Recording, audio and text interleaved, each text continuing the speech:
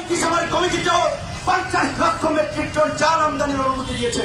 এই সমস্ত মিথ্যা ধোঁকাবাজি করে আজকে জনগণকে আর বোকা বানানোর দিন নাই।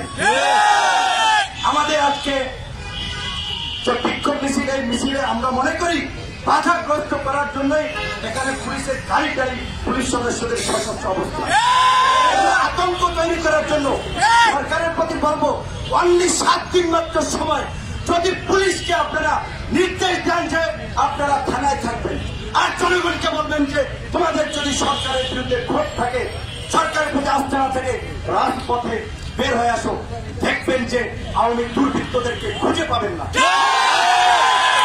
ডাবল টিকেট করা আছে, পরিস্থিতি বেগতিক দেখলি উড়াল।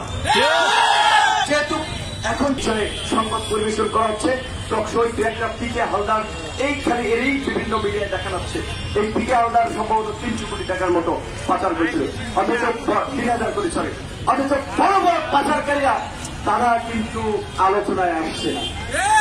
আমাদের প্রধানমন্ত্রী বলছেন তার কাছে সকল ডকুমেন্টস আছে, তথ্য আছে, কারা বেগম পাড়ায় বসাবাড়ি করছেন, টাকা পয়সা কি কোথায় পাচার করছেন। আমরা মাননীয় প্রধানমন্ত্রীও আমাদের জনগণের প্রতিনিধিত্ব করেন, সুতরাং আমি প্রধানমন্ত্রীকে বলবো দয়া করে সেই তালিকাটা আপনি জনসম্মুখে প্রকাশ করেন। আপনার আইন শৃঙ্খলা বাহিনী যদি ব্যবস্থা না নিতে পারে, আমরা আমার ঘর বাড়ি ইট বালু খুঁজে নেওয়া জনগণকে